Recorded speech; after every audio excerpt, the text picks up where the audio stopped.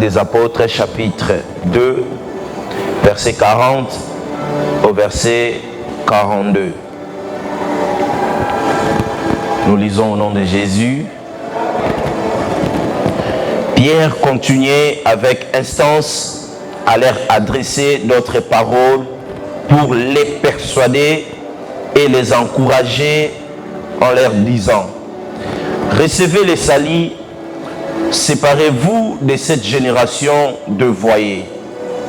Ceux qui acceptèrent les paroles de Pierre se firent baptiser, et ce jour-là, environ 3000 personnes furent ajoutées au nombre de croyants à l'église.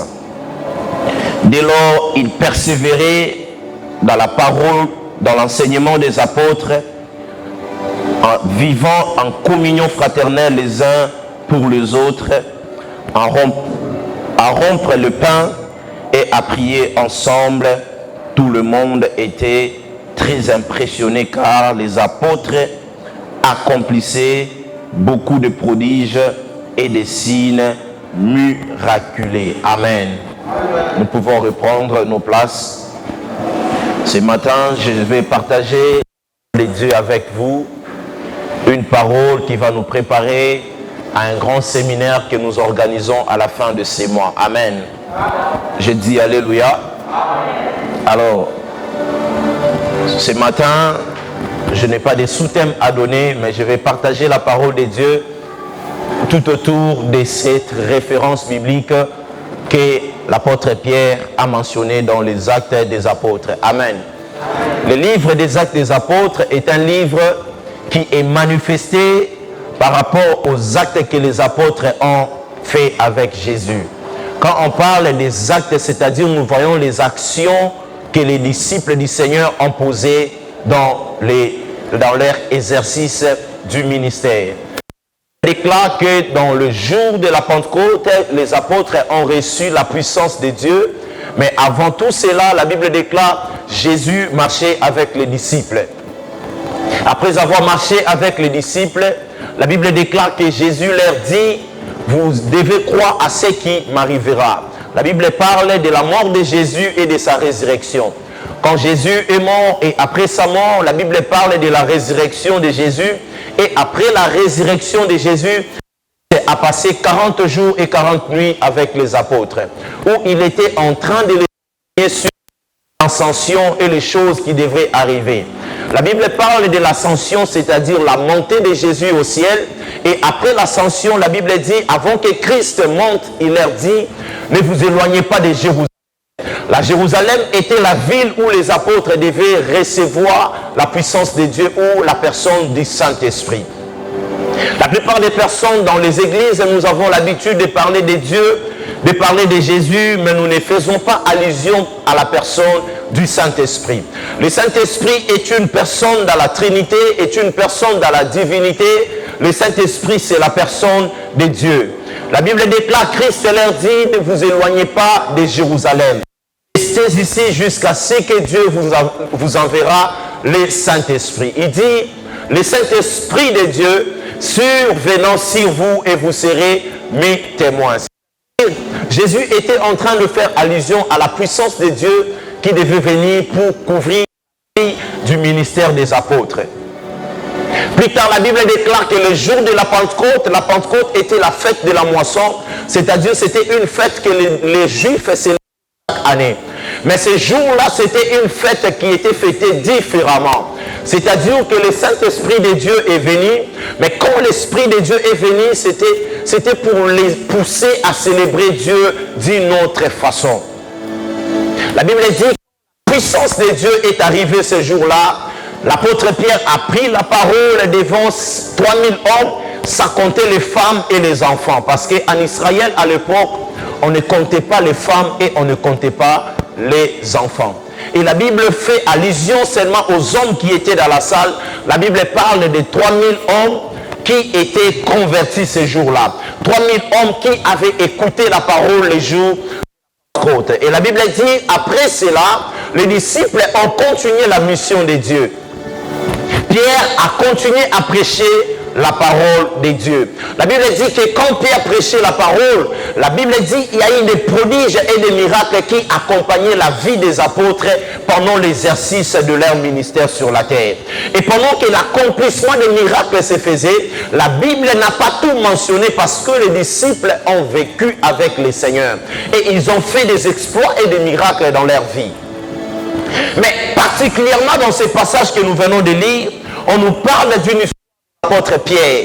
L'apôtre Pierre, la Bible dit, il était là avec les disciples du Seigneur, le 11 qui étaient ajoutés, le 11 qui étaient avec lui. Et la Bible ne parle pas des 11, la Bible parle de fondation ou du commencement de l'Église. Sur le plan prophétique, l'Église a commencé à la croix quand Jésus est mort. La Bible dit qu'on a mis une sur la côte de Jésus, et après cela il y a eu le coulement du sang et de l'eau qui sont sortis, et après cela on parle de la naissance de l'église d'une manière prophétique, mais d'une manière théologique et d'une manière simple nous pouvons dire que l'église est née le jour de la Pentecôte, parce que la Bible dit, Jésus pendant son vivant sur la terre, il a dit à Pierre, tu es Pierre et sur cette pierre je bâtirai mon église. Alléluia.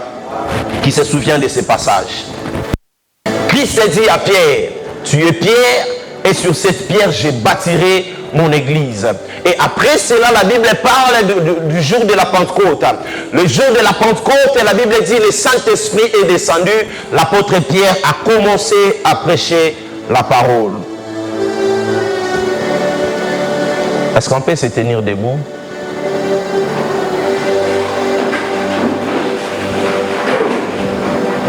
Tu vas prier 30 secondes. Ceux qui parlent la langue vont parler en langue. Ceux qui prient en intelligence peuvent prier en intelligence. Je sens un esprit qui est en train de circuler en ces lieux. Alors tu vas prier, tu vas dire à Dieu, prenez vos places. La Bible déclare que l'Église a commencé le jour de la Pentecôte. Quand l'apôtre Pierre commence à prêcher la parole, la Bible dit qu'il y a eu la conversion de plusieurs personnes.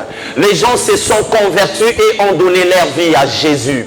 C'est à partir de ce jour-là que l'Église a commencé à croître. La Bible parle de la croissance de l'Église ce jour-là. La Bible dit que l'Église croissait en termes d'effectifs et en termes de qualité. Alléluia. J'ai dit Alléluia. La Bible dit l'Église est montée, l'Église est croissée. Et la Bible dit Dieu ajoutait un nombre chaque jour à l'Église.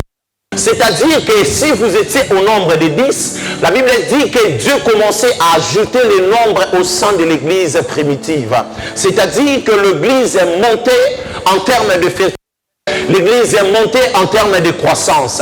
Et après cela, la Bible parle d'une histoire très compliquée. L'apôtre Pierre va commencer maintenant à enseigner à l'Église.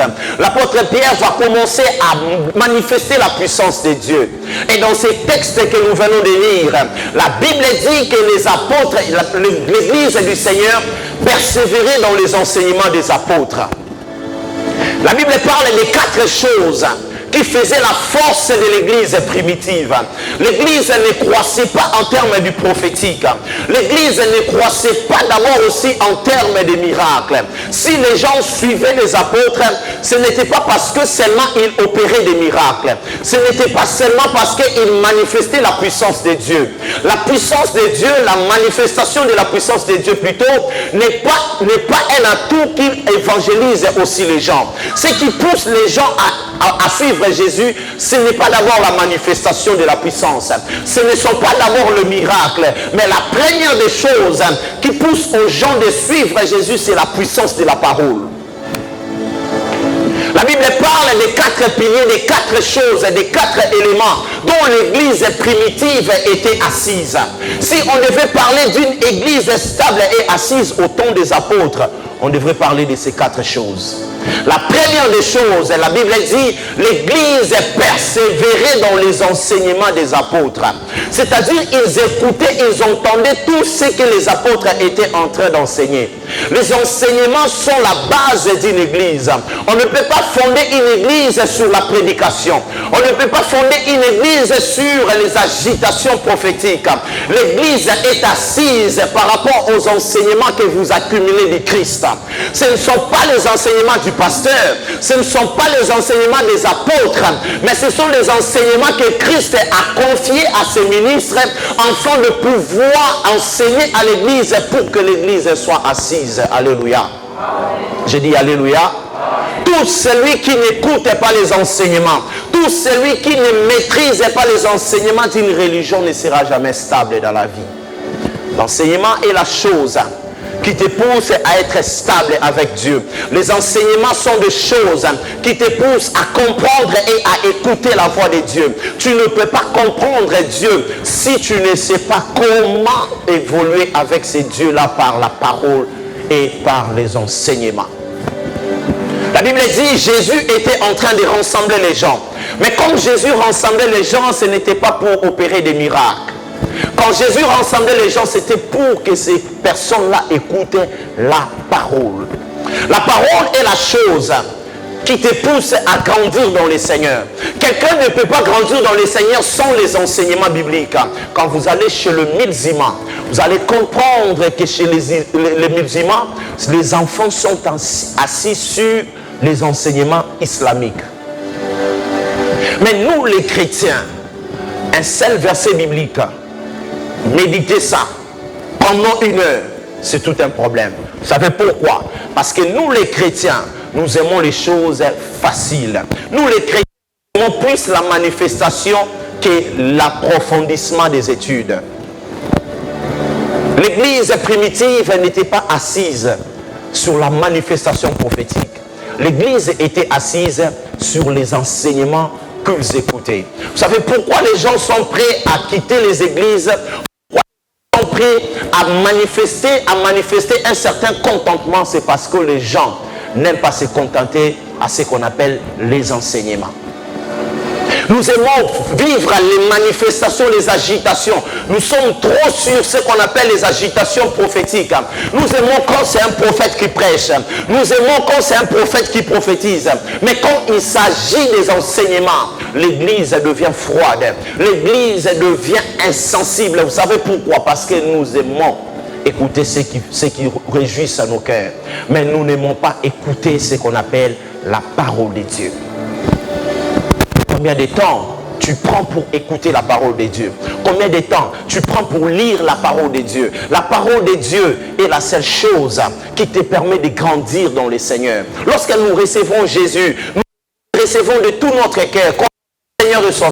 Et après cela, il y a des choses et des principes à suivre pour grandir dans le Seigneur. Tu ne peux pas grandir en Jésus si tu ne suis pas les enseignements. Les enseignements sont des choses qui vont te permettre de comprendre qui est Jésus. La Bible déclare que l'apôtre Paul a reçu le Seigneur Jésus sur le chemin de Damas.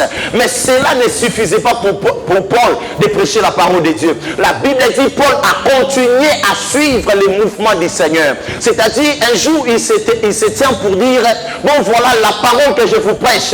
Je l'ai reçue ni d'un homme, ni d'un ange. Mais la parole que je vous ai prêchée, c'est une parole que c'est Jésus lui-même qui m'a enseigné. Mais comment Jésus peut t'enseigner des choses si tu n'es pas en intimité avec lui?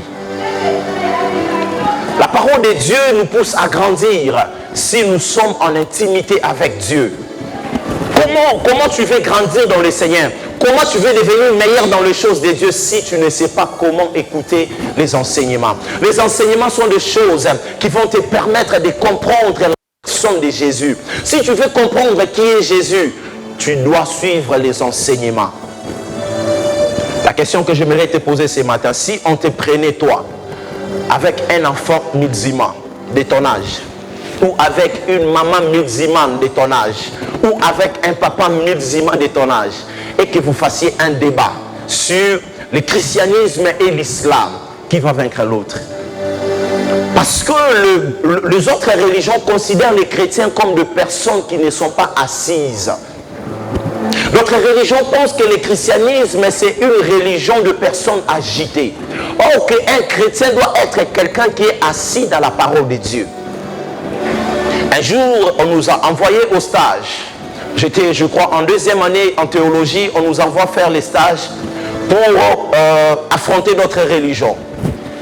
Ce jour-là, malheur à moi, on m'a envoyé affronter un musulman. C'était d'ailleurs un imam. C'était quelqu'un qui dirigeait la mosquée. Je vais rencontrer cette personne tout autour de sa mosquée. La personne va me poser la question: qu'est-ce qui prouve que votre Jésus est Dieu? Ce jour-là, les arguments bibliques ne suffisaient pas. Il fallait avoir une certaine connaissance superficielle pour dominer cet homme-là. Parce que quand vous vous mettez dans un débat scientifique, là, il ne s'agit pas de spiritualité. Là, il s'agit de la connaissance que vous avez de Jésus. Qu'est-ce qui prouve que Jésus est Dieu? Dieu existe. Mais qu'est-ce qui prouve que votre visionnaire du christianisme est Jésus, il est Dieu? Ce jour-là, j'ai transpiré. J'ai dit à cet homme: bon, on peut repousser les débats pour demain. Je vais aller réfléchir, je vais aller réviser et on se voit demain. Alléluia. Alléluia. Je suis rentré. J'ai lu des livres sur le christianisme. Je me rappelle ce jour-là, j'ai lu des brochures de 50 pages. C'était, je crois, 4 brochures sur Jésus-Christ et Dieu. Je lisais les matins, je suis allé affronter cet homme-là parce que je devais remporter la bataille. Je me retrouve face à ces gars-là. Nous étions en train de discuter. J'étais en train de pousser mes arguments. Lui aussi, il était en train de pousser ses arguments pour me faire croire que Mahomet était le vrai prophète de Dieu. Et il était ce type-là, c'est lui qui doit revenir pour sauver le peuple de Dieu. Ce jour-là, j'étais en train de pousser des arguments. Mais les arguments ne suffisaient pas. Il fallait monter dans une autre dimension. La seule différence entre le christianisme et d'autres religions, c'est la puissance de Dieu. Ce qui va démontrer que le christianisme est la vraie religion, c'est la puissance. Parce que sur le plan connaissance, vous avez les enseignements. Mais sur la base de ces enseignements-là, il faut ajouter une dose de la puissance de Dieu. Ce jour-là, j'étais en train de discuter avec cet homme. J'étais limité. Cet homme-là poussait les arguments. J'étais limité. À un moment, j'ai dit à cet homme: tu dois réellement croire que Jésus-Christ est Dieu. Et c'est lui qui t'a sauvé.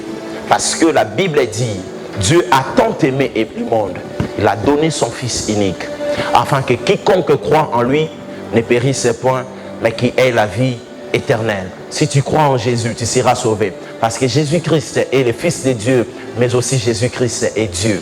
Parce qu'il est la personne dans la divinité et dans la Trinité. Si tu crois réellement que Jésus est Dieu, tu seras sauvé. Il me dit: ton Jésus ne peut rien faire dans ma vie. Le Seigneur ouvre mes yeux. Je commence. J'ai dit: je sais que ta femme est atteinte d'une grande maladie. Tu vas faire très attention. Si tu ne crois pas au Seigneur Jésus, ta femme va mourir. Cet homme était là en train de me regarder. Ton apprécié un point d'habit, ok. Là, je peux maintenant avancer. J'ai commencé à taquiner cet homme. Je quitte les prophétiques. Je le ramène à la création. C'est possible d'évangéliser quelqu'un sans lire la parole de Dieu. Alléluia. J'ai récupéré la théologie de la création. Je prends Genèse, je commence à expliquer cet homme-là que Jésus était dès la Genèse. Jésus a existé à la Genèse. Je prie les passages qui parlent de Adam et Ève. Quand Adam et Ève ont péché, la Bible déclare que Dieu a tué un animal et il a pris la peau de cet animal pour confectionner un habit pour Adam et Ève. Dans le jardin d'Éden, cet animal-là, c'est Jésus. Parce que la Bible dit que Jésus-Christ est l'agneau de Dieu immolé avant la fondation du monde. Quand on parle de la fondation, on parle de la création. Quand on parle de la fondation, on parle du commencement. Or que dans la Bible, le commencement, c'est Genèse. On a parlé de Jésus en Genèse. C'est Jésus était là déjà en Éden. Et quand on tuait l'animal, cet animal-là qu'on a tué, c'était Jésus. Parce que la Bible dit que les sangs de bouc et de bœuf n'ont pas pu enlever ni ôter les péchés du monde. Mais quand Jean-Baptiste est venu, il a dit: voici l'agneau de Dieu. Jean n'a pas vu l'animal. Jean a vu Jésus, mais il l'appelle un animal. Pourquoi? Parce que Jean s'est référé à ce qui s'est passé en Éden. Jésus est Dieu. Si tu ne crois pas en Jésus, tu mourras. Cet homme était là en train de me regarder. Vous savez pourquoi? Ce sont les enseignements. Si quelqu'un n'est pas enseigné dans les choses de Dieu, si quelqu'un ne maîtrise pas l'enseignement de sa religion, cette personne-là sera toujours mouvement, d'église en église, cette personne-là va quitter des pasteurs en pasteur, cette personne-là va quitter quelqu'un d'autre pour aller ailleurs. La vie du christianisme, c'est une vie qu'on doit maîtriser d'abord les enseignements de la parole de Dieu. Quand tu ne maîtrises pas la parole de Dieu, tu ne peux pas aller ailleurs. Combien de temps tu prends pour lire la parole de Dieu? Combien de prédications tu écoutes la semaine? Moi, si j'écoute peu de prédications la semaine, je peux écouter même plus de 20 prédications. Vous savez pourquoi? Parce que je sais que l'homme est limité, mais l'enseignement de quelqu'un d'autre peut t'aider à monter ta vie. Combien de temps tu passes à l'église pour écouter les enseignements? Combien de temps tu passes en train de lire la parole de Dieu? Tu n'as même pas une Bible dans ton téléphone Android. Tu es chrétien, mais tu n'as même pas une Bible en papier. Pourquoi? Parce que la parole de Dieu ne t'intéresse pas. Tu es chrétien seulement parce que tu viens à l'église. La Bible déclare que les chrétiens de l'église primitive, ce sont des chrétiens qui n'ont pas persévéré seulement en écoutant, mais ce sont des personnes qui étaient là en train de lire la parole de Dieu. Dans la Bible, on parle des chrétiens de Bérée. Les chrétiens de Bérée, c'était des chrétiens compliqués dans toute la Bible. C'était des chrétiens où quand les apôtres prêchaient et ils étaient là en train de vérifier si les apôtres sont en train de dire les choses qui existaient. Mais vous ici, il s'agit que les pasteurs vous disent, la Bible déclare que celui qui est mort et ressuscité, c'est dans quelle référence? Vous savez pourquoi les références vous échappent des fois? Parce que vous n'êtes pas des lecteurs de la parole de Dieu. La lecture de la parole de Dieu est la chose qui doit être automatique en toi. Moi, tel que je suis là, je ne peux pas passer une journée, même si je suis occupé, sans lire la parole de Dieu. Non parce que je suis pasteur, mais parce que je suis d'abord chrétien. C'est parce que tu es d'abord chrétien que tu dois lire la parole de Dieu. Tu ne lis pas la parole de Dieu parce que Dieu t'oblige. Non, il ne s'agit pas d'obligation ici, mais il s'agit d'abord de ta propre vie. Tu dois suivre les mouvements que la parole de Dieu te donne. Tu dois suivre la direction de la parole de Dieu. La Bible dit, ils persévéraient dans les enseignements des apôtres. C'est-à-dire, ils venaient à l'église. Ils écoutaient la parole de Dieu. Ils étaient là, en train de suivre à la lettre tout ce que les apôtres étaient en train d'enseigner. Mais combien de temps tu passes pour écouter la parole de Dieu à l'église? Toi, quand on prêche, la prédication t'ennuie. Tu commences à somnoler. Vous savez pourquoi? Parce que ce n'est pas une priorité pour toi. La Bible dit, les chrétiens, ils n'étaient pas pasteurs, ils n'étaient pas des apôtres, ils étaient des chrétiens simples comme vous et moi. La Bible dit, ils persévéraient dans les enseignements des apôtres. Ils persévéraient, c'est-à-dire, ils écoutaient ça tous les jours. Ils écoutaient ça attentivement dans leur vie. Parce qu'ils étaient dans une église. Ok, dans l'église, la première des choses qui doit nous inviter, qui doit nous appeler, c'est la parole de Dieu. Ce qui nous réunit en premier lieu, c'est la parole de Dieu. Si nous nous réunissons en ce lieu, c'est pour écouter la parole de Dieu. C'est pour partager la parole de Dieu. La parole de Dieu, c'est la seule chose qui va éclairer ta destinée. Tu ne peux pas vivre une destinée glorieuse si tu ne mets pas la parole de Dieu en pratique. La Bible déclare, ta parole est une lampe à nos pieds. C'est-à-dire quoi? Quand tu veux faire un pas, c'est la parole de Dieu qui doit éclairer tes pas. Quand tu veux suivre une route, un chemin, ce qui veut dire que tu dois mettre en premier lieu la parole de Dieu. Qu'est-ce que la parole de Dieu dit par rapport à ma situation? Alléluia. J'ai dit alléluia. La Bible parle de la parole de Dieu. La Bible dit, ils persévéraient dans les enseignements des apôtres. Et la deuxième des choses, la Bible parle de la communion fraternelle. C'est-à-dire, ils ne se réunissaient pas à l'église, non seulement pour écouter la parole de Dieu, mais aussi pour partager la communion fraternelle. La communion fraternelle, ici, on parle de l'amour du prochain entre vous à l'église. C'est-à-dire que l'amour que j'ai pour mon frère, l'amour que j'ai pour ma soeur, c'est-à-dire je peux manquer quelque chose, mais le jour où j'aurai, je peux partager ça avec quelqu'un d'autre. La communion fraternelle, c'est la seule chose qui sait différencier et distinguer les chrétiens et les gens des autres religions. Les chrétiens ont perdu aujourd'hui l'amour fraternel. L'amour fraternel, on parle de l'amour entre frères et on parle de l'amour entre les personnes en l'église qui s'aiment, de personnes qui sont prêtes à offrir leur vie pour les autres, de personnes qui sont prêtes à donner jusqu'au dernier centime pour que les autres survivent. La vie avec Jésus, c'est la vie de communion fraternelle. Tu ne peux pas prétendre être si tu ne sais pas partager la communion fraternelle. Certaines personnes viennent à l'église et après avoir venu à l'église, qu'est-ce qu'ils font? Ils partent directement. Oh bon, non, à l'église, c'est la communion fraternelle. Tu ne viens pas à l'église parce que tu connais seulement le pasteur. Tu ne viens pas à l'église parce que tu connais seulement ta soeur. La communion fraternelle va au-delà de l'amour biologique. La communion fraternelle va au-delà de l'amour du mari envers sa femme. La communion fraternelle, c'est l'amour entre frères au sein de l'église. L'amour fraternel, c'est partager jusqu'au dernier souffle son amour pour la vie des autres. Combien de temps tu passes à l'église? Combien de temps tu donnes plus d'amour fraternel envers ta soeur, envers ton frère de l'église? Quand on parle de l'amour fraternel, c'est aider aussi ceux qui sont dans les besoins au sein de l'église. Combien de personnes tu as déjà aidé, ici ou ailleurs? Les chrétiens, ils ont perdu l'amour. La Bible déclare au dernier temps, l'amour du plusieurs se refroidira. C'est-à-dire que personne n'aura plus de l'amour pour les autres. C'est-à-dire que toi, les soucis, la vie des autres et la difficulté des autres ne t'intéressent plus. Là, tu n'as plus plutôt l'amour fraternel. L'amour fraternel va au-delà de tout ce que nous voyons. L'amour fraternel va au-delà de tout ce que nous subissons. L'amour fraternel va au-delà de tout ce que nous avons prévu dans la vie à l'église. Tu viens à l'église, mais combien de temps tu passes avec les frères de l'église? Combien de temps tu passes avec les sœurs de l'église? Moi, je me rappelle plus de nombre de fois où je passais avec mes frères de l'église. Vous savez pourquoi?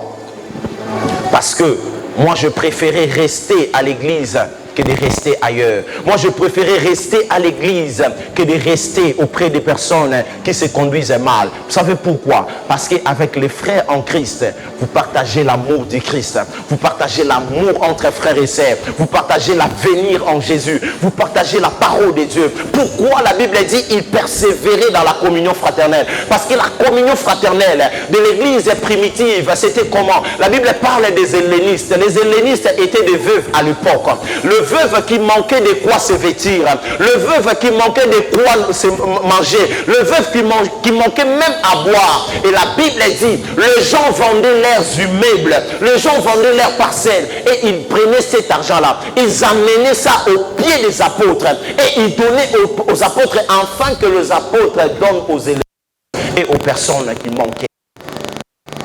Qu'est-ce que à l'église pour qu'on donne aussi en ce qui manque? Combien toi tu peux donner à l'église pour qu'on partage à ceux qui manquent? Tu as combien de valises d'amis? Tu as combien d'argent dans ton compte à banque? Combien de fois tu as partagé le dernier souffle de ton argent ou le dernier souffle de tes économies pour partager avec ceux qui sont à l'église? La Bible dit, il persévérait dans les enseignements des apôtres. Ils persévéraient dans la communion fraternelle. C'est-à-dire la communion fraternelle. Ils étaient des personnes qui pouvaient tout donner afin de rendre les autres heureux. Toi, tu peux donner jusqu'au dernier souffle pour que les autres soient heureux. Si on doit parler d'église, l'église c'est la communion fraternelle. L'église ce n'est pas vivre dans son coin et laisser les autres dans leur coin. Non, cela n'existe pas. Si on doit parler d'église, c'est-à-dire tous on n'a pas le même niveau social. Tous on n'a pas le même revenu dans la vie. Mais tu dois savoir, même si ton niveau social est très élevé que les autres, la Bible déclare à l'église, tous on est égaux. Vous savez pourquoi? L'apôtre Paul parle aux Corinthiens, il leur dit, ici, il parle plutôt aux Galates, il leur dit, ici, il n'y a ni esclave, il n'y a ni maître. Quand vous quittez vos maisons, si même quelqu'un travaille chez toi, il est même ton subalterne, tu es son chef. Quand vous venez à l'église, ici, il n'y a ni chef, il n'y a ni maître. Ici, tous on est égaux. C'est-à-dire quoi? Même si tu as un travailleur, mais quand vous venez ici à l'église, vous êtes tous enfants de Dieu. Prends d'abord ton niveau social et mets ça à côté. Parce qu'ici, à l'église, on ne tient pas compte des niveaux sociaux des personnes. Ici, à l'église, tous nous sommes enfants de Dieu sauvés par grâce. Et si toi, tu as des finances élevées, moi, peut-être si j'en ai pas, mais tu dois savoir une chose, c'est que comme je suis là, je ne peux pas vivre comme toi. Ma vie financière n'est pas égale à la mienne. On ne doit pas se comporter de la même manière. Parce qu'ici, à l'église, tous sommes enfants de Dieu, sauvés par grâce. Tu dois savoir une chose, même si tu n'as pas l'argent. À l'église, nous n'aimons pas seulement ceux qui ont l'argent. Nous aimons également ceux qui n'ont rien. Vous savez pourquoi? À cause de à la croix, Jésus n'est pas mort avec l'argent. À la croix, Jésus n'est pas mort avec les maisons. Jésus est mort comme il était venu dans ce monde. Ce qui veut dire qu'à l'église, nous considérons tout le monde. Pas seulement ceux qui ont l'argent, pas seulement ceux qui ont des moyens, pas seulement ceux qui ont des possibilités pour vivre. Non. La communion fraternelle, c'est ni maître. Ici, tous nous sommes égaux, nous sommes enfants de Dieu. Alléluia. Alléluia. Que vous ayez des entreprises, que l'autre n'a même pas une activité qui peut lui donner 500 francs. Tu dois comprendre que tous, nous sommes enfants de Dieu. On doit partager la communion fraternelle. La Bible déclare, aucune de personne. Les Juifs, c'est un peuple béni. L'Israël, c'est un peuple béni. Les Juifs sont des personnes bénies. Mais la Bible parle des Juifs comme de personnes qui savent communier entre eux à l'église. Vous savez pourquoi? C'est à cause de la communion fraternelle. Troisième des choses, la Bible dit, première des choses, ils persévéraient dans les enseignements des apôtres. Ils écoutaient les enseignements. La deuxième des choses, la Bible parle de la communion fraternelle. La troisième des choses, la Bible parle de la fraction du pain. Kobukamapa. La Bible parle de la fraction du pain. La fraction du pain, on parle de ça dans deux dimensions. La première dimension, on parle de la Sainte Seine, c'est-à-dire que l'église primitive prenait la Sainte Seine, mangeait la Sainte Seine. Vous savez que la Sainte Seine est sacrée. Je ne parle pas de la Sainte Seine aujourd'hui. La Sainte Seine, c'est la chose qui peut te permettre à te relever spirituellement. La Sainte Seine, c'est la chose qui peut te permettre de communier encore plus avec Jésus. La Sainte Seine est la chose qui peut te permettre de maintenir une dimension spirituelle. Écoutez, ça c'est une vérité que je ne peux pas partager avec tout le monde, mais je partage avec toi. La Sainte Seine peut te donner une victoire face au combat spirituel. Tu n'as pas la force pour prendre la Sainte Seine. Prie même pendant 2 minutes. Tu peux rapporter toutes les batailles spirituelles qui peuvent se présenter devant toi à cause de la Sainte Seine. Alléluia. La deuxième dimension, il parlait de la fraction du pain, c'est-à-dire moi j'ai un seul pain, toi tu n'as rien à manger, mais je peux de toi avec un seul pain que j'ai, pourvu que nous puissions partager. Alléluia. Quand on parle de la fraction du pain, on parle de l'esprit de partage. L'église primitive est partagée, c'est-à-dire moi je te donne, toi tu me donneras le jour où je vais manquer. Moi je te donne, si quelqu'un d'autre manque, quand Dieu te bénira, à ton tour aussi bénis les autres. C'est ça la fraction du pain. C'est-à-dire, moi Dieu m'a béni aujourd'hui, je te donne. Le jour où Dieu va te bénir, toi aussi tu dois donner à l'autre parce que l'autre a manqué. Mais est-ce que toi tu peux le faire aujourd'hui? Toi, tu as la possibilité de le faire. La Bible dit partager. Il s'est partagé à manger. Moi je manque à manger. Toi tu en as, tu me donnes, on mange ensemble. Je me rappelle quand on a commencé les choses de Dieu, j'ai dirigé un groupe de prière et on priait chaque mardi de 8h à 12h. On terminait la prière à 12h.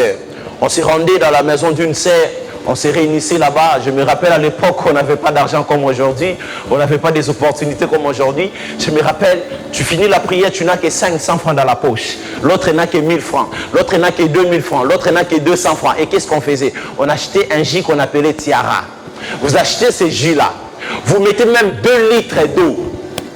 Alléluia. Vous êtes peut-être au nombre de 7. Vous avez besoin de boire et de manger, mais vous n'avez pas d'argent. Quand vous réunissez l'argent, la totalité fait combien? Une affaire de 3 000, 4 000 francs. Mais qu'est-ce qu'on peut manger pour se rassasier et continuer la journée? On achetait 2 jus Tiara. Un sachet, c'était à 200 francs. Et quand on achetait 2, ça faisait 400 francs. Vous achetez le pain, vous mettez la moindre à l'intérieur et puis vous partagez. La personne qui faisait les tiaras, c'était dans l'air. Elle allait récupérer l'eau froide, elle mettait dans une carafe et puis elle met les tiaras et on vous donne dans le verre. Vous prenez, vous mangez et vous buvez. C'est comme si la vie était heureuse pour vous, mais vous n'avez pas d'argent. Je me rappelle à cette époque-là, on ne pouvait pas avoir des stress qu'on a aujourd'hui. Je me rappelle à cette époque-là, on était plus heureux de manquer plus. Mais si vous avez seulement 500 francs, vous pouvez partager à manger et à boire entre vous. Je me rappelle un jour, on finit la prière, c'est moi qui avais l'argent. Et j'avais un calcul, c'est que j'avais un rendez-vous après cela.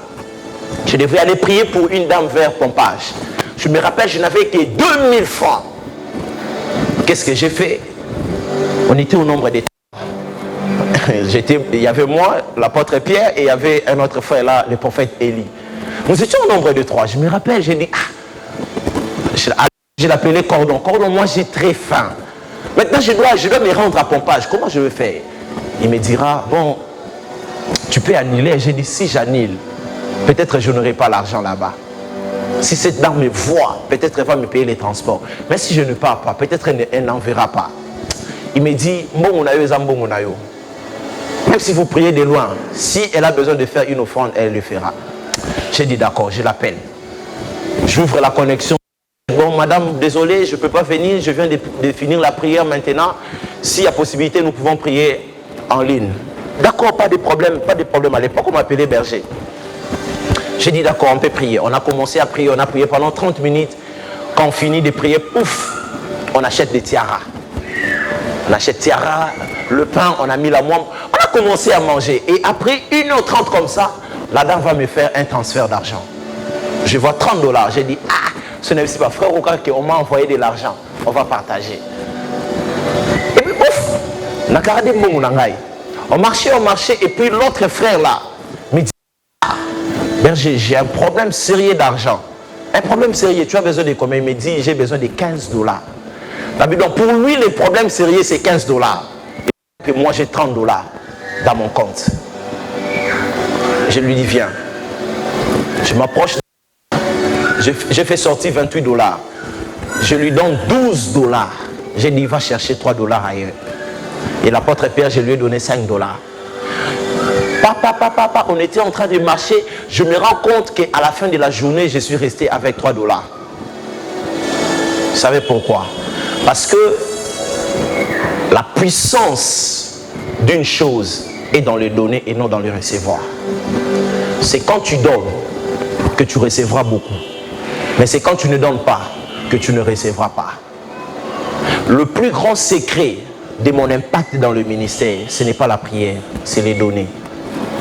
Je donne plus aux pauvres, je donne plus à ceux qui manquent, je donne plus aux mendiants, je donne plus à ceux qui sont dans les besoins, je donne plus comme offrande. Vous savez pourquoi? Un jour, je marchais avec un prophète, le prophète Yad. J'étais en train de le conduire dans ma voiture. On s'est rendu dans un restaurant en ville. On a quitté le restaurant. On arrive au restaurant, on mange. On a mangé un buffet de plus de 100 $. Quand on a fini, je m'attendais que le prophète paye l'addition. Il se lève, il me dit, pasteur, on y va. J'ai dit, mais pourquoi? On n'a pas payé l'addition. Il me dira, moi dans ce restaurant, je ne paye pas. Moi j'ai une carte verte, une carte rose. Donc je peux manger ce que je veux et puis je sors. J'ai dit, prophète, c'est parce que tu es prophète ou c'est parce que tu es Yann que tu ne payes pas? Il me dit, c'est parce que je suis prophète. Et cette dame-là, la propriétaire du restaurant, c'est ma fille. J'ai dit, ah, ici en ville, vous mangez la nourriture de plus de 100 $ et puis tu ne payes pas, tu sors. J'ai dit, ok, on sort. Je démarre la voiture, je commence à rouler. On arrive vers Sosimat. Je lui pose la question, mais prophète, pourquoi tu as de telles faveurs dans ta vie? Il me dit, c'est parce que chaque jour, il m'a dit, pas chaque semaine, chaque jour, je cherche à ce que quelqu'un me dise merci. Parce que je lui ai donné ne fût-ce que 500 francs. Et c'est ce qu'il fait. Je me rendais compte, à chaque fois qu'on arrivait dans un arrêt où il y avait des roulages, il me disait, pasteur, stoppez un peu. Il faisait sortir 2000 francs. Il donne un roulage, il passe. Il me dit, je peux finir la journée sans manquer l'argent. Je me rappelle ce jour-là, on a quitté sa maison, il n'avait que 50 $. On a pris 20 $, on a mis les carburants, 30 $ est resté dans sa poche.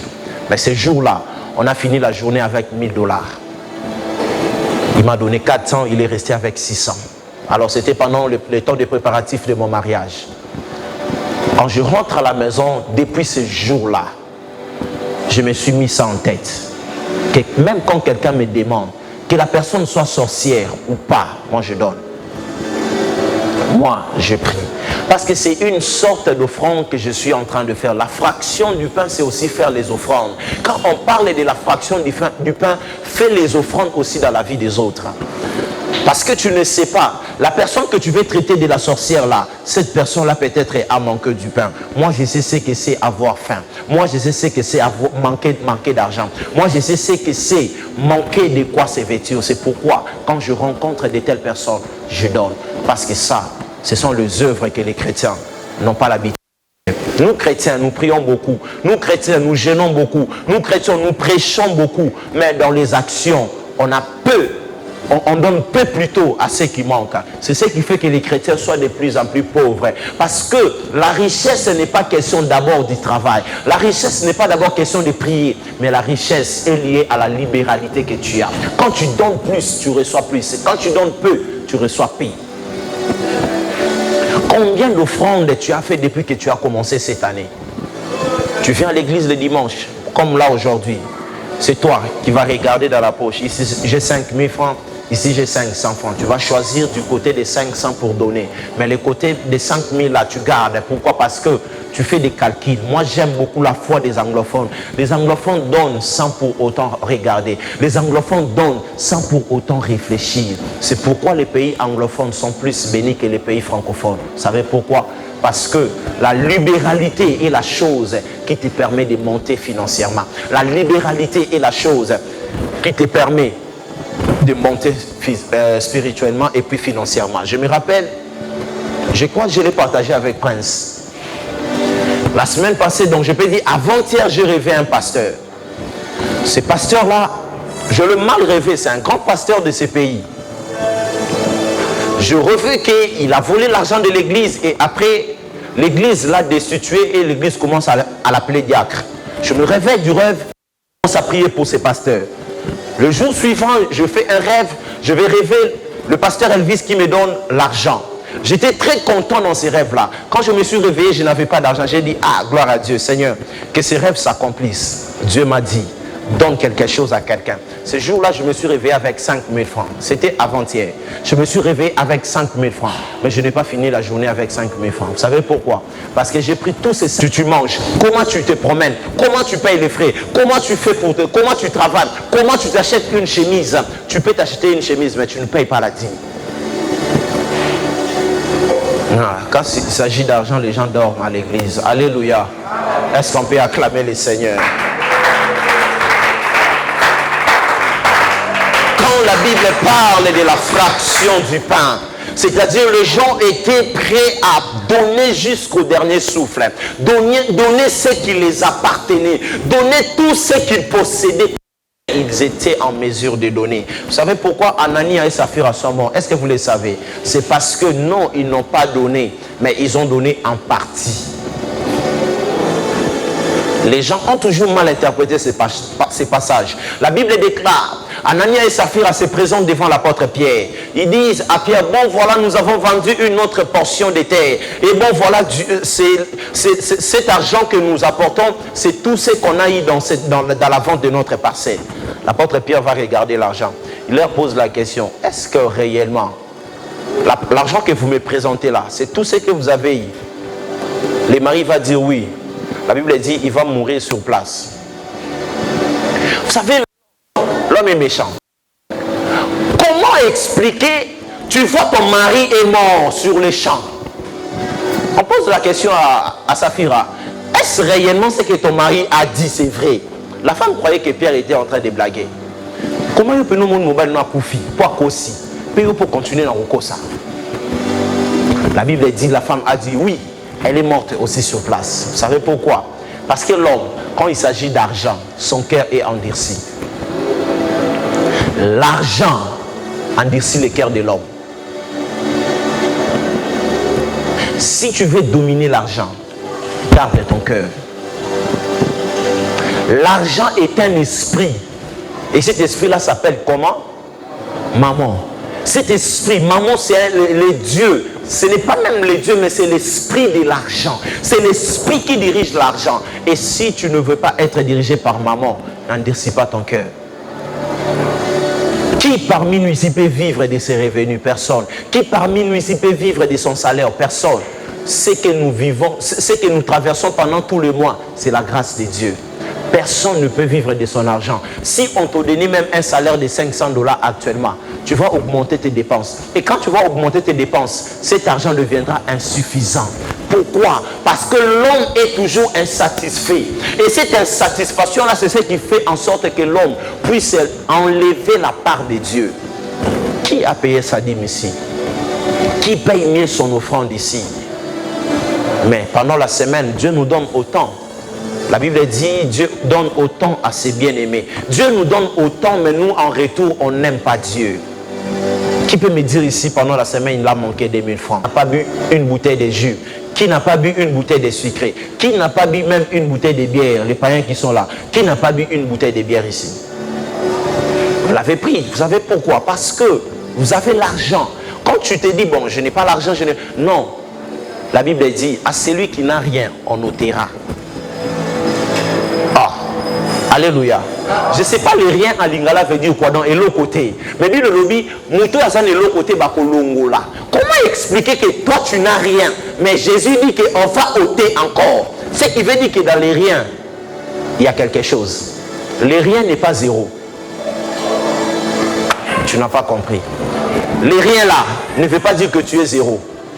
Même quand tu dis je n'ai rien, tu as même un 200 francs. Quand tu dis même tu as un 500 francs. Quand tu dis que je n'ai rien, tu as un 10 000 francs. Vous savez pourquoi? Parce que Dieu nous bénit toujours.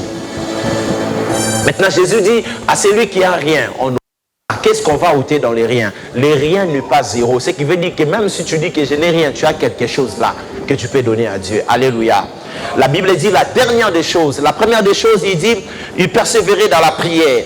Il persévérait plutôt dans l'enseignement des apôtres. Il persévérait dans la communion fraternelle. Il persévérait dans la fraction du pain. Et la dernière des choses, la Bible dit, il persévérait dans la prière. Les chrétiens de l'église primitive n'étaient pas des gens qui donnaient seulement. Les chrétiens de l'église primitive n'étaient pas des personnes qui écoutaient seulement la parole de Dieu. Ils étaient aussi des personnes qui persévéraient dans la prière. C'est-à-dire, tout ce qu'ils entendaient des apôtres, ils mettaient ça en prière. Tout ce qu'ils donnaient aux apôtres comme leur bien, ils mettaient ça dans la prière. Combien de temps tu prends étant que chrétien pour prier? La prière est la chose qui peut déclencher ton ciel. La prière est la chose qui peut te rapprocher encore de ta destinée. Tout chrétien qui ne prie pas ne peut pas monter spirituellement. Prière, c'est la chose qui te pousse à croître dans le Seigneur. La Bible dit que ces chrétiens-là n'étaient pas des personnes qui écoutaient seulement. Ils n'étaient pas des personnes qui donnaient seulement, mais aussi ils étaient des personnes qui persévéraient dans la prière. Combien de temps tu persévères dans la prière? Combien de temps tu passes dans la prière? Il y a des chrétiens, quand ils prient pendant 5 minutes, il est fatigué. C'est que tu n'es pas en train de grandir dans le Seigneur. Grandir dans le Seigneur, c'est aussi faire monter sa vie de prière. Ta vie de prière, c'est une vie qui ne doit pas stagner. Ta vie de prière ne doit pas s'arrêter à un certain niveau. Non, nous grandissons tous les jours avec le Seigneur. Je me rappelle quand j'ai commencé ma vie chrétienne, je pouvais prier que pendant 10 minutes et puis je vais m'endormir. Je pouvais prier pendant 10 minutes, je peux être fatigué. Mais aujourd'hui là, je me rends compte que 2 heures du temps ne suffisent pas pour moi. Parce que la prière, c'est la vie de tout un chrétien. Ce n'est pas d'abord la vie des pasteurs. Les gens disent, mais pourquoi les Congolais prient beaucoup? Nous ne prions pas beaucoup parce qu'on manque à manger. Nous ne prions pas beaucoup parce qu'on manque de quoi faire. Mais nous prions beaucoup parce que nous aimons Dieu. La prière, c'est l'expression de personnes qui aiment Dieu. La prière, c'est l'expression de personnes qui sont en train d'avouer leur amour, leur attachement au Seigneur. Combien de temps tu pries? Il suffit que l'église planifie un programme de prière. C'est toi qui ne viendras pas en premier. Vous savez pourquoi? Parce que la prière n'est pas une priorité. Tu ne réussis pas parce que tu travailles beaucoup. Mais tu réussis aussi quand tu relèves le défi spirituellement. Combien de défis tu as relevés spirituellement dans la prière? La Bible dit que ces chrétiens étaient des personnes qui persévéraient dans la prière. La persévérance dans la prière engendre la foi. Tu veux avoir dans la parole de Dieu. Tu veux manifester la foi ne vient pas ailleurs. La foi vient que dans la prière. Combien de temps tu pries? La Bible dit, un jour, on a arrêté l'apôtre Pierre. L'apôtre Pierre était en prison. La Bible dit, les chrétiens se sont réunis dans une chambre haute. La Bible dit, pendant qu'ils priaient, les chaînes sont tombées. Pendant qu'ils priaient, la porte de la prison est restée ouverte. L'apôtre Pierre est sorti de la prison. Il est arrivé jusqu'au lieu où les chrétiens étaient en train de prier. La Bible déclare, une femme qui s'appelait Rhode était là avec les chrétiens en train de prier. Et ils entendent quelqu'un frapper à la porte. Caca. Et quand ils entendent ces cris, Rhode est allée ouvrir la porte. Quand elle ouvre la porte, elle voit Pierre. La Bible dit, elle rentre pour dire à ceux qui étaient avec lui en train de prier, il leur dit, j'ai vu l'ange de Pierre à la porte. Ce n'était pas un ange, c'était la personne de Pierre. Vous savez pourquoi? La prière a la possibilité de prendre tout ce qui est comme un rêve pour devenir une réalité. Quand tu vois quelque chose comme un rêve, tu veux que cette chose-là soit une réalité, c'est dans la prière. Soit quelqu'un de prière, soit une femme de prière, soit un homme de prière. Parce que la prière te poussera à relever les défis de la vie. Tu as besoin de relever les défis, c'est dans la prière. Tu as besoin de relever les défis. Je travaille, je prie aussi. Parce que la prière, c'est la chose qui va maintenir mon intimité avec Dieu. Tu veux maintenir ton intimité, prie le Seigneur. Combien de temps tu passes dans la prière? 5 minutes, tu te fatigues. 5 minutes aujourd'hui, demain fais 10 minutes. L'autre jour fais 15 minutes. L'autre jour monte dans 30. L'autre jour fais 1 heure du temps. Pourquoi? Parce que la prière, c'est la chose qui va te faire grandir dans le Seigneur. Nous avons beaucoup d'argent, nous avons beaucoup de projets, mais nous n'avons pas une vie de prière. Pourquoi? Parce que tout ce qui nous intéresse, c'est l'argent. Tout ce qui nous intéresse, c'est les biens matériels. C'est bien bon, mais tu peux tout perdre si tu manques la vie de prière. La vie de prière est la chose qui va maintenir ta vie dans le Seigneur. Combien de temps tu passes dans la prière? Il faut prier. La prière, c'est le souffle d'un enfant de Dieu. Moi, je ne peux pas respirer sans la prière. Vous savez, tout ce que j'ai aujourd'hui, c'est grâce à la prière. Ce n'est pas mes efforts. J'ai obtenu les choses qui sont dans la prière. Je ne me rappelle plus le nombre de fois où j'ai passé des retraites à la forêt. Vous savez pourquoi? Parce que j'étais en train de prier. Aujourd'hui là, je n'ai plus le temps d'aller à la forêt. Je reste à la maison. Mais si je n'étais pas à la forêt, aujourd'hui, je ne pouvais pas avoir tout ce que j'ai. Vous savez pourquoi?